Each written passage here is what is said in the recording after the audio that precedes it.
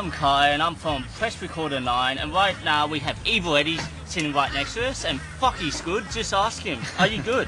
Yeah, I'm pretty good actually. Oh, thank God, I've been waiting for that answer since 2005. Now your latest single as a solo artist, Queensland, has become a bit of a state anthem. Were you a bit cut that they never used it for any of the flood footage?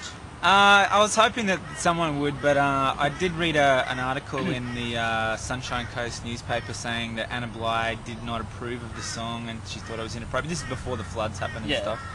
So yeah, I don't know if she's got anything to do with it. I'm sure it'll never make a montage on TV ever. Well, what was this rumour going around that Triple J banned it because of its content about natural disasters in Queensland? Like, was that true or just total bullshit? I don't know. I've never found out. I mean, like, it was getting played fairly consistently, and then someone told me that it was not. It got taken off the air for like a week or something. I heard. I don't know. Yeah. But then, like, I, asked the question on Facebook if anyone knew. And on Twitter and stuff, because I know Super Request like we're following each other or whatever. But yeah, no one told me the answer in the end, and then I heard it again on, like the following Tuesday. So I think there might have been a week there where when everything was still a little bit sensitive, and they didn't want to, piss people off, rub people the wrong way. Yeah. I don't know why it would though. It's not like there's no judgmental. Yeah, it's just stating a fact that we've got shit weather, pretty much. Well, it got number 86 in the Hottest 100. Were you cut that it didn't break the top 50? Because there were rumours like, oh yeah, top 25 song easily, and it was like in the tail end. Yeah. I just because of the amount of request love it had leading up to it. Like there was so many people. It was like most requested for, I don't know, 4 out of 7 days for like 3 weeks leading up to it, and I thought, wow, like there's a lot of people who are paying attention to that song at the moment, so I thought it would do a little bit better than 86. But I mean, like, it's good to be in regardless. Like, I'm not complaining. Yeah, well, that's it. Well, my first song. So. Yeah, well, back in the day, like Butterfingers, each year you guys released a new song. It was always right up there. Was there quite a bit of pressure for you to perform just as good as what Butterfingers did? I don't know. Not with the Hottest 100, I don't think. Like, but just like the general success of the song and your solo career? Yeah. Someone did tell me just before I released Queensland that it was possibly the worst song they'd ever heard, and I felt like I was making a huge mistake. But like, the wheels are in motion already, and I kind of thought, I can't just pull out. Like, I've gone to the effort of recording it and mastering it. I'm halfway through making the clip, so like, just went ahead and sort of put it out there. Wouldn't have been absolutely unconfident about it.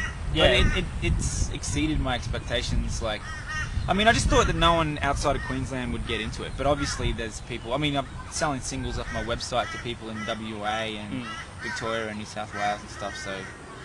Yeah, well, back in 07, Butterfingers released their last official single, Nothing Much Happened, what was supposed to be, the lead single for the next album, and then it done what the song said, and nothing much happened with it. Like, did you ever write songs for that third album? Well, a lot of this, I mean, because I was submitting a lot of material myself for the Butterfingers project. Yeah. And so a lot of stuff that was like half written and stuff I'm using now in my solo thing. But Butterfingers did decide to write collaboratively. Yep.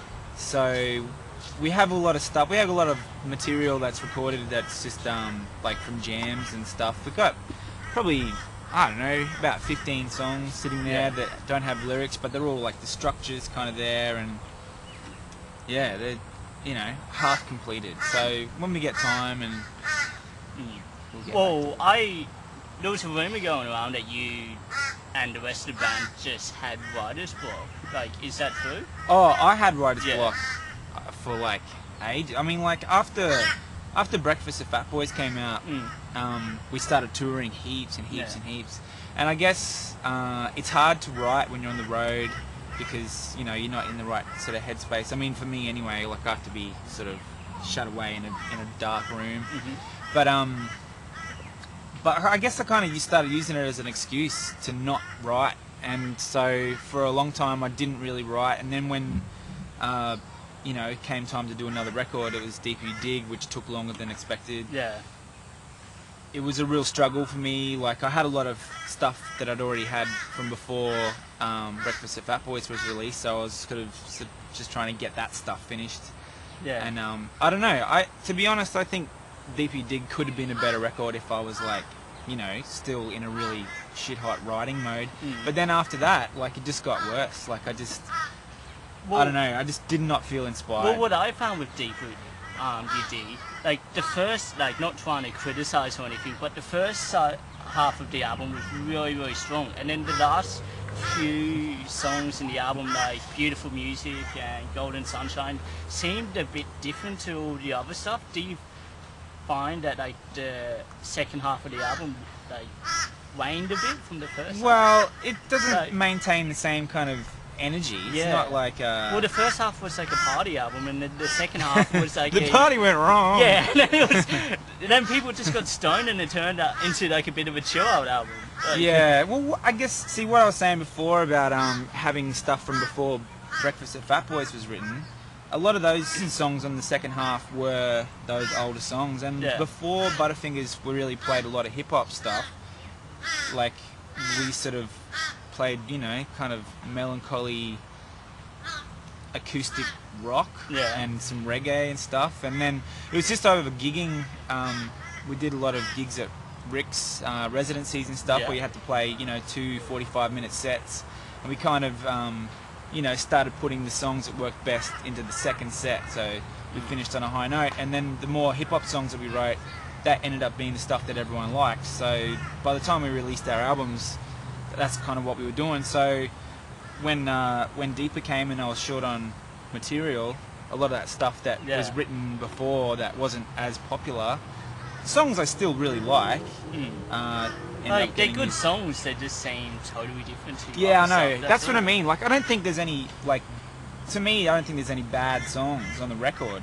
It's just like, it doesn't maintain a consistent flow. Like, it just kind of goes, like you said, like up, and then takes a left turn somewhere just because it doesn't make sense as a group of songs. So. Yeah. Well, you personally, what kind of genre do you enjoy performing and writing more? Like, do you prefer writing punk songs or hip hop songs or indie songs or what? It changes day by day. Yeah, it depends what mood I'm in, I suppose. But I mean, like, performing to sing myself and stuff, like, not like the Spitfire thing. Like, hip hop is most fun because I mean, there's a lot of love for it in Australia at the moment. So I guess, you know, I feed off what the crowd is kind of feeling. So if the crowd feels good, I generally feel pretty good too. Yeah. Well, Eddie, thank you very much for talking to us today and coming down.